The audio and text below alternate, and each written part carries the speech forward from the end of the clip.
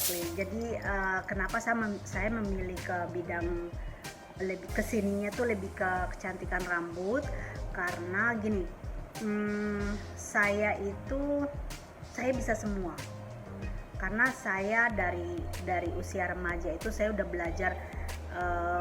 Keluarga mama saya tuh memang ada turunan Cina ya, bapak saya ada turunan Arab, jadi kombinasinya tuh kayak gitu. Jadi di satu keluarga itu kami tuh yang nggak bisa kayak misalnya kita di dalam keluarga kan misalnya kecil tuh kita main aja gitu, nggak bisa, kita harus punya satu pekerjaan gitu. Misalnya keluarga saya itu kan keluarga besar ya kan, anak bapak saya aja 11, perempuan 11, saya tuh anak yang kelima dari 11 bersaudara. Nah, si anak yang kelima dari 11 bersaudara itu keluarga besar banget, dan itu perempuan semua yang 11, satu doang yang laki. Jadi itu semua di atas 11 orang itu. Kenapa? Baju wanita semua nih. Perempuan semua. Satu doang yang laki-laki. Yes. Satu doang. Nah, dari situ aku tapi aku terbesar sama tante aku karena bapak aku kan punya anak 11 itu dari 2 ibu. Keluarga bapak saya sih memang ABRI. Pangkatnya tuh letnan zaman dulu ya, pangkatnya letnan tapi istrinya 2. Gimana tuh. Nah, jadi dari situ saya lebih banyak ke tante yang punya perusahaan kecantikan ini. Jadi saya lebih berkecimpung di bidang kecantikan tuh lebih banyak, makanya saya itu bisa semua. Saya bisa desain baju, saya itu jadi guru les baju zaman dulu. Terus jadi kita kan punya kursus, itu kursus jahit, kursus pengantin, kursus masak, kursus kecantikan rambut, kursus ya pokoknya semua itu. Kalau zaman dulu kan kecantikan itu kan dia berdomplengan sama Departemen Kesehatan ya, karena saya punya sertifikat ini sertifikat nasional saya ya. Sertifikat nasional saya ini, kalau orang kerja di salon kalau punya sertifikat nasional berarti dia itu memang benar-benar dia dari nol sampai dia bisa diakuin sama Departemen Kesehatan. Kalau zaman dulu kan domplengan sama Departemen Kesehatan ya. Sekarang itu dia udah pisah ya, dia sudah tidak dengan kesehatan lagi, udah dengan kebudayaan, Departemen Kebudayaan.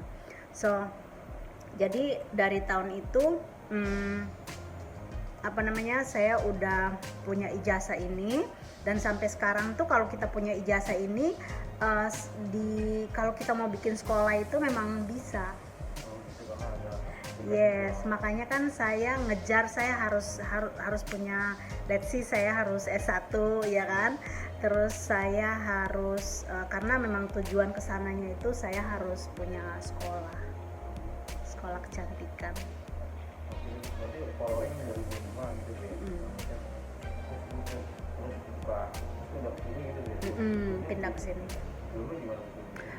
Jadi sebelum saya pindah ke Pejaten itu saya 10 tahun di depan imigrasi Jakarta Selatan, itu 10 tahun. Terus dari Jakarta Selatan imigrasi itu saya pindah ke Pejaten itu 11 tahun. Sudah 20 tahun sendiri. Terus pindah ke sini udah 4 tahun. Kalau following itu bisa nggak sih buat belajar following kayak gitu? Karena kan itu lebih itu udah ngerti ya, Right. macam kan, jadi Ya. untuk following sendiri mungkin nggak terlalu susah bagi kita mungkin pengen belajar following gitu kan.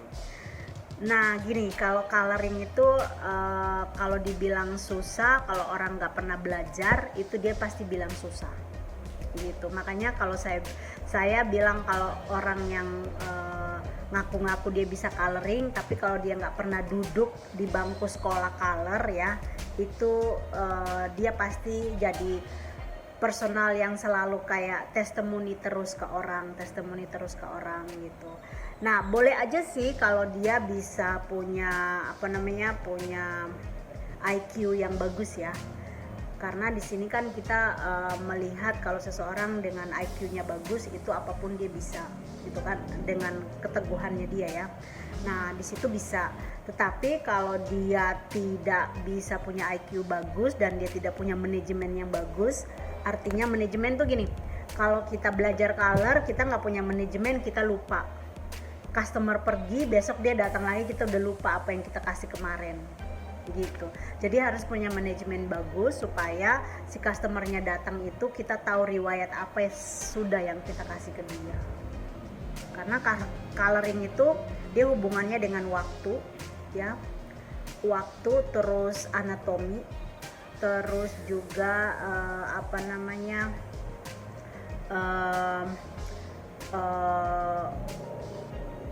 analisa, menganalisa sebelum kita mengerjakan customer tersebut. Otherwise dia nggak bisa jadi apa-apa, gitu. Yes. Misalkan saya pengen mewarnai rambut saya, apa yang harus pertama kali apa yang dulu lakukan itu, misalkan saya ke dokter gitu kan, saya pengen warna saya pengen jadi merah nih gitu. Gimana caranya, istilahnya apa yang mesti dilakukan gitu? Kalau di master color kita pasti diajarin ya, kita tuh diajarin tuh gini, how to make up people brain, wash them brain dulu kan, maksudnya gini, dalam tanda kutip yang benar ya. Pertama-tama yang kita harus lakukan adalah kita harus tahu dia alergi apa enggak, alergi terhadap kosmetik. Karena itu bahan ini ya gitu. Satu itu. Kedua, kita harus tahu produk yang kita pakai, kosmetik yang kita pakai ini apakah ini baik atau tidak, gitu. Karena banyak banget produk-produk atau kosmetik-kosmetik yang di market itu kita nggak tahu berapa besar kimia yang ada di dalam kosmetik tersebut.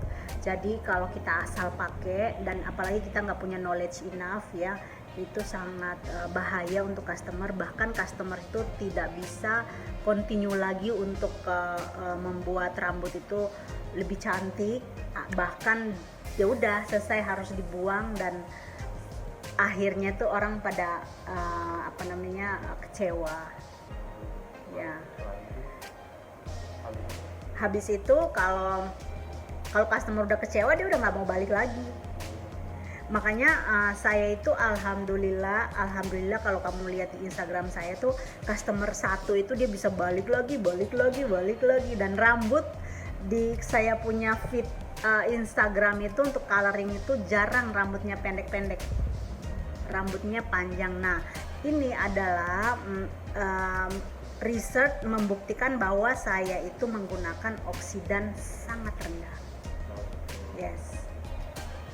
Itu butuh kan pewarnaan rambut itu bertahan berapa lama sih rambut misalnya misalnya saya misalnya aku diwarnai warna putih itu bertahan berapa lama terus saya kepala. Right, okay. Nah, coloring itu gini, bagaimana tergantung warna ya. Warna, jadi pewarnaan itu kosmetik warna itu kan dia tergantung warna. Misalnya warna hitam, warna merah, warna hijau, warna biru, warna putih ya. So warna-warna ini unsurnya itu dia beda-beda ya. Ada warna yang benar-benar dia ngikatnya itu sangat dalam, di dalam kutikula rambut yang paling dalam. Contohnya seperti warna hitam ya, itu masuk dalam banget. Misalnya kita itu habis di bleaching dari level 0 ya. Kamu lihat rambut saya, ini kan level 0 ya. Ini 0.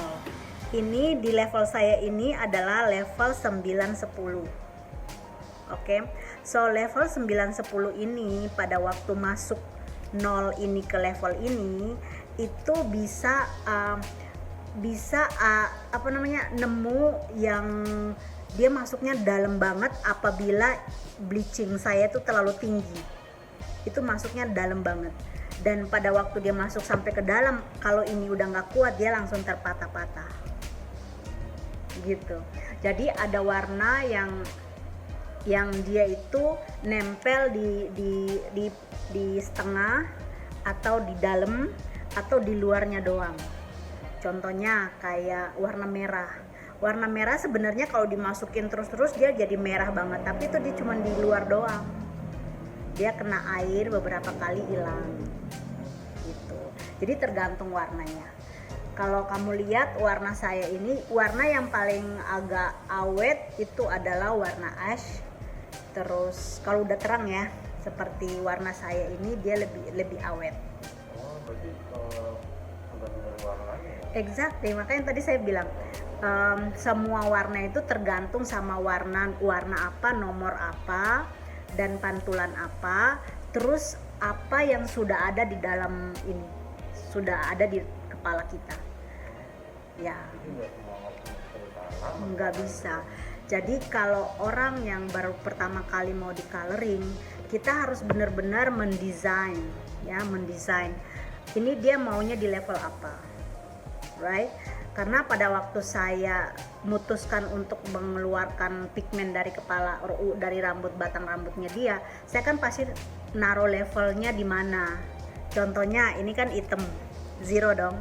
Si zero ini kalau ibaratnya rambut saya hitam semua nih, ya kan? Saya mau buat warna ini, oke?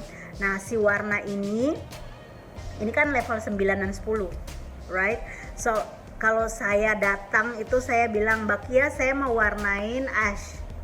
Saya pastinya tuh bikin bleachingnya, saya warnain yang zero ini sampai di level 8 atau level 7,5, jangan langsung 10. Ya, lebih baik jangan. Kalau saya begitu. Kenapa? Karena saya memikirkan bagaimana future-nya rambut tersebut nanti ke depannya itu dia masih tetap harus pakai gitu loh. Gitu. Kalau tahu sih udah macam rambut terus diganti warna. Oh, sah-sah aja. Enggak masalah selagi oksidan. Oke, kembali lagi ke oksidan. Tadi yang saya bilang ini zero, saya mau 9 dan 10 ya. Kita kan harus tentunya kan kita milih oksidan berapa yang kita pakai ya. The most higher oksidan like for example 40% itu 12% itu sangat tinggi. Itu naruh sebentar langsung putus. Gitu. Jadi sampai detik ini orang Indonesia masih menggunakan itu. Kalau saya udah ninggalin itu udah hampir 10 tahun yang lalu. Saya udah enggak di situ. Sekarang saya pakai oksidan cuma 3%, bahkan itu turun sampai 0%. Gitu. Sah-sah aja tuh. Sah-sah aja kalau yang pakai oksidan seperti aku, sah-sah aja. Mau rubah warna apapun, mau bikin apapun itu sah-sah aja. Ada rentang waktunya misalkan minggu dulu atau 2 minggu dulu atau berapa hari dulu baru ganti warna atau gimana, atau kita mau ganti warna aja gitu, ganti warna. Bisa aja. Cuman sebaiknya kalau orang coloring itu gini, kita harus sayang apa yang udah ada. Ya kan, misalnya kita punya rambut nih, rambut berwarna dan panjang dan menawan kan, terlihat asik gitu kan. Nah itu tentunya dia harus sehat, right? Yang tadi saya bilang, saya mau targetin bikin warna rambut saya tuh di level 9, 10. Saya bleaching pasti cuma di level 7 doang. Saya nggak pernah sampai level 12, no. You have to come back again. Gitu. Aku akan nargetin kapan kamu datang, kapan kamu tidak, kapan, you know. So actually kalau customer tuh sebenarnya kalau sama hairdresser coloring itu sebenarnya harus connecting. Otherwise dia nggak bisa pakai rambut dia, ya. Maksudnya harus connecting itu gini, kita harus kerjasama. Yang kalau misalnya saya bilang nih, Mbak rambutnya ini jangan sekarang, jangan nanti dia nggak kuat. Itu customer harus dengar, gitu. Otherwise dia rata-rata orang Indonesia kan ini ya apa namanya, dia maunya putih. Putih itu kan kamu udah nggak bisa pakai rambut kamu, gitu. Karena kan rambut itu dia kan nggak harus elastis, ya kan? Kalau dia udah pigmennya sampai sudah zero, ya itu udah nggak elastis, tinggal ditarik-tarik udah putus. Gitu. Jadi saya nggak saranin, kecuali customer itu dia misalnya kepengen warna terang kayak putih banget, saya bilang kamu datang sekarang ini begini, nextnya kamu begini lagi, nextnya lagi. Jadi nanti saya akan mendesain si oksidan dan formula apa yang nanti saya maju terus sampai dia dapat gitu. Dan itu pun perawatannya dia juga nggak bisa sembarangan, kayak dia tidak boleh sering main catok-catok gitu. Oh iya, dalam coloring itu kita sekali datang langsung berubah warna, atau kita sekali datang baru warnanya berubah, atau kita datang untuk mau maintain kostum? Sekali datang bisa langsung, Bisa. depend on yang kamu di kepala kamu. Jadi rata-rata kalau customer saya itu kalau di kepala dia pigmennya udah nggak bagus, ya saya juga nggak langsung harus bunuh diri, nggak mau ya kan, karena dia udah nggak bagus nanti dia malah dia bilang dari saya gitu. Dalam coloring sendiri itu tergantung dari umur kita masih atau pada hubungannya? Sebenarnya yes. Jadi kalau kita belajar color, jadi master color itu kita harus bisa membaca customernya, apakah ini dia dia punya status pekerjaannya apa gitu kan, dia itu apa, ibu rumah tangga, terus apakah dia itu orang kantoran kan udah pasti dia nggak boleh terlalu terang, tetapi dia tetap harus bisa fashion gitu. So terus yang uban, nah sekarang yang saya hadapi banyak itu ibu-ibu yang beruban tapi mau cantik gitu. Uban, udah putih ya, iya. hitam gitu. No, rata-rata orang beruban, banyak banget orang memilih itu warna rambut, khususnya wanita Indonesia, wanita Jakarta itu kan beberapa bulan yang lalu itu mereka banyak banget yang rambutnya hitam gitu kan, terus mereka kepengen rubah jadi warna gitu, mau bikin fashion color gitu, ya bisa aja, cuman ketemu kalau hairdressernya bagus rambutnya tetap bagus, tapi kalau hairdressernya nggak bagus, dia main oksidannya itu tinggi, ya udah kamu udah nggak bisa lagi pakai rambut kamu.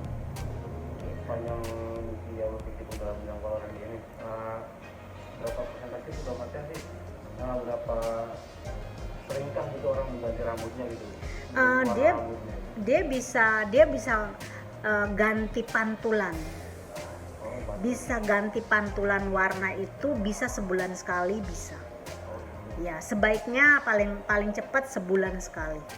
Gitu pantulannya, misalnya pantulan saya ini, contoh rambut saya ini adalah pantulan natural ash blonde ya, terus tiba-tiba saya mau ngerubah ke pantulan abu-abu ya, bisa aja, tapi sebaiknya setelah sebulan. Jadi misalnya nih kayak gini, karena pekerjaan color itu kita mau ngerubah itu gampang banget gitu, sangat gampang dan tidak perlu ngerusakin rambut orang kalau kita tahu tekniknya benar gitu.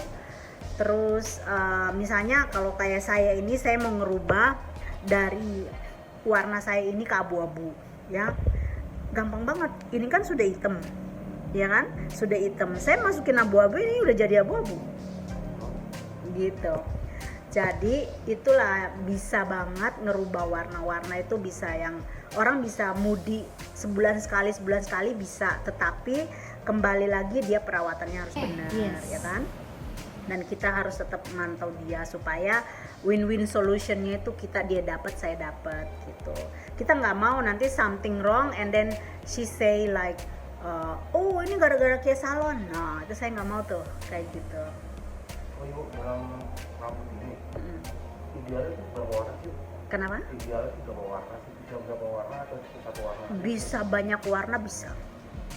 Tapi sebenarnya cuma satu warna aja yang biasanya orang pakai. Enggak juga, gini, kalau kita belajar master color, kita tuh akan bikin pantulan warna, semua warna itu ada pengertiannya. pengertiannya. Misalnya saya itu pakai warna blonde ash ini udah termasuk blonde ya, blonde ash. So blonde ash ini adalah klasik. Kalau tiba-tiba saya itu masukin di dalam bagian poni saya ada merah biru ya, let's see satu warna misalnya merah, well masih klasik dengan warna blonde ini, berarti 2 warna toh. Nah sekarang gini, kalau kita mau masukin satu warna lagi biru, oke, satu warna lagi berarti blonde, merah sama biru, image-nya udah apa? Udah rocker. Jadi warna punya arti sendiri. Yes, the most more than that from one color, lebih banyak dari satu warna itu ada meaningnya masing-masing.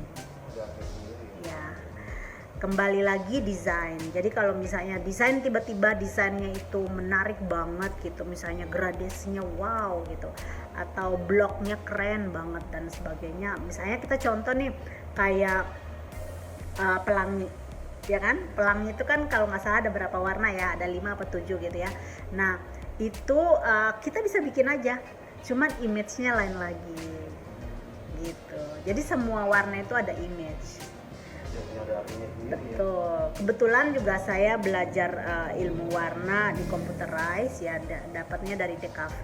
Jadi apa namanya itu saya bisa menciptakan misalnya unsur daripada warna pink itu unsurnya apa aja gitu.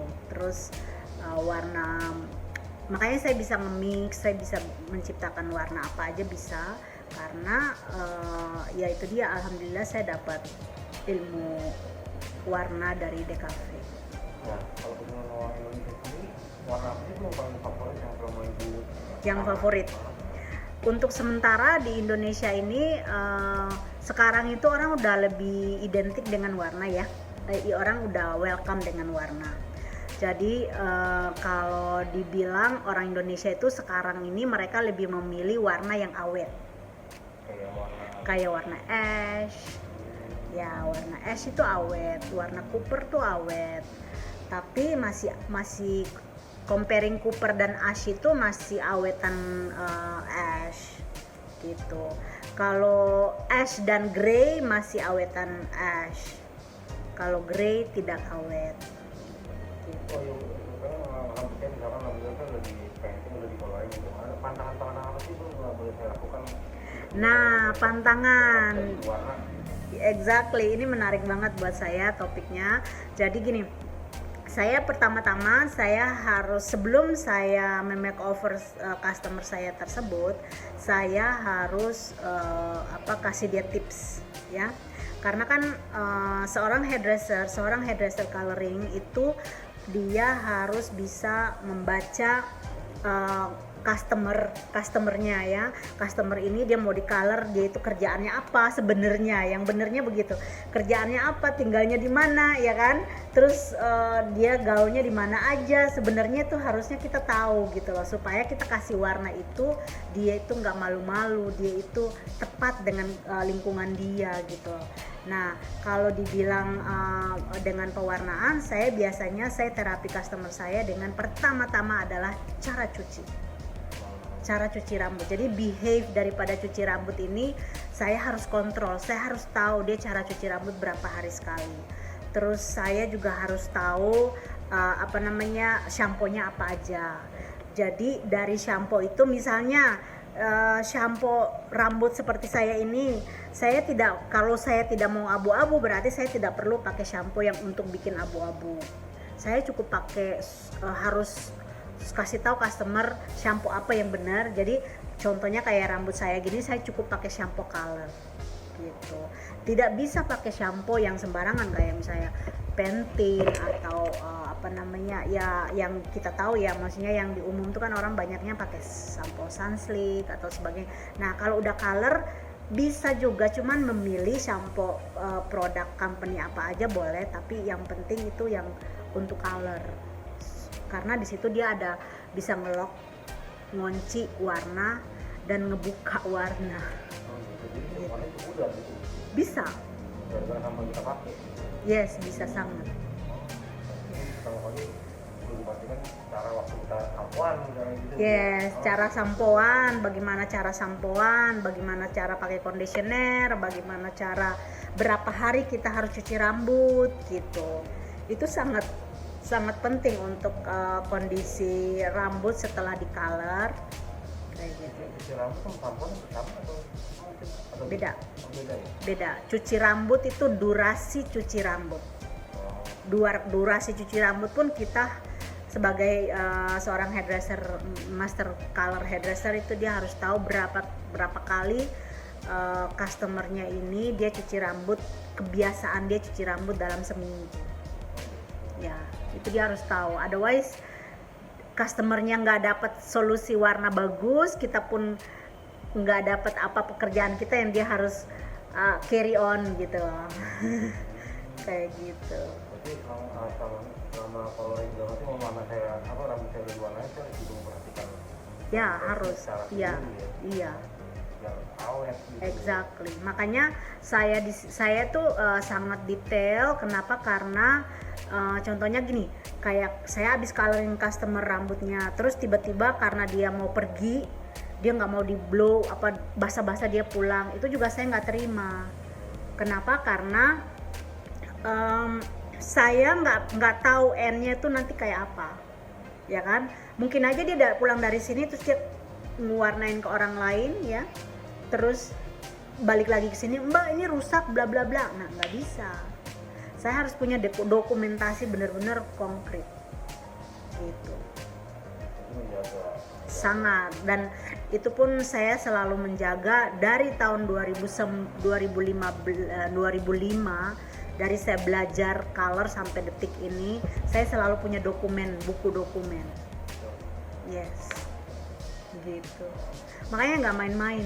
Makanya sampai detik ini tuh saya belum menemukan pegawai yang mau join dengan saya dengan kategori standar pekerjaannya seperti saya. Yes.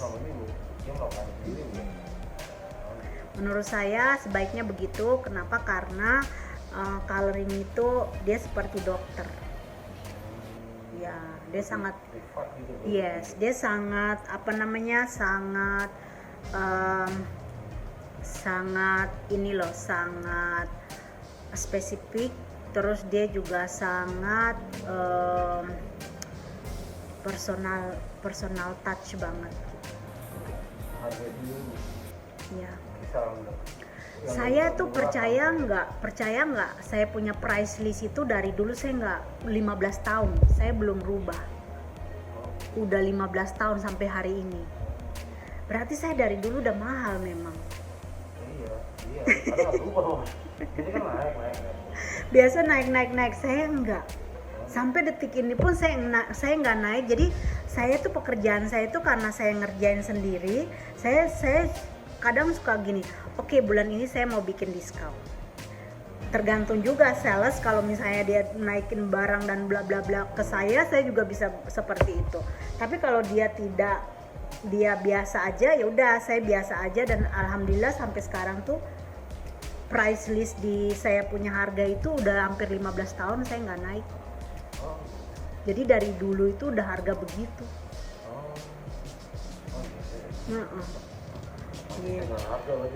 Ya, betul ya. Dan memang saya merasa gini, kalau saya pribadi di bidang kecantikan salon, kecantikan rambut ini ya, kecantikan rambut itu dari tahun 2000 itu sampai sekarang, kayaknya saya bisa bilang bahwa salah satu hairdresser yang yang bikin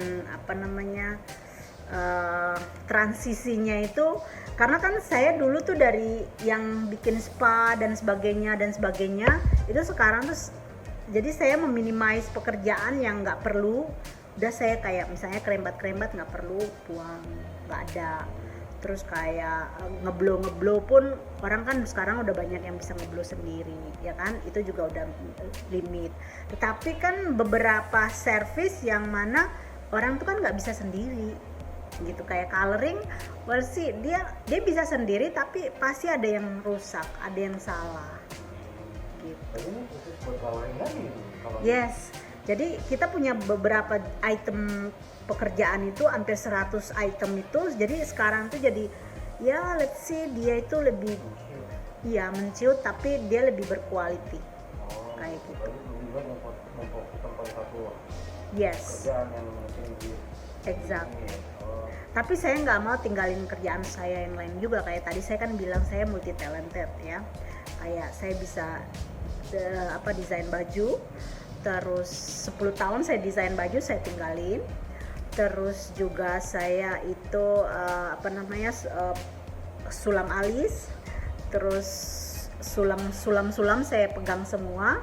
Terus juga saya bikin nail art.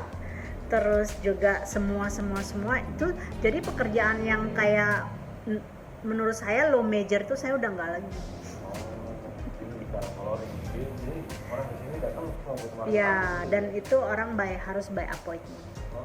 Ya, kebetulan juga dengan pandemik ini saya desain untuk seperti itu. While jalan saya kan bisa ngerjain saya punya website, dan memang kan tujuan saya untuk bikin sekolah.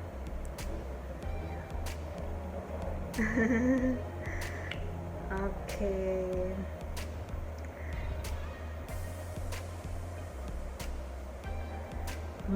Lumayan lama ya. Hampir setengah jam. Jadi gitu guys, KWL official. Kalau nanti tiba-tiba aku kasih share tentang saya punya program kelas ya, kalian udah tahu ya. Oke. Nonton terus, thank you so much.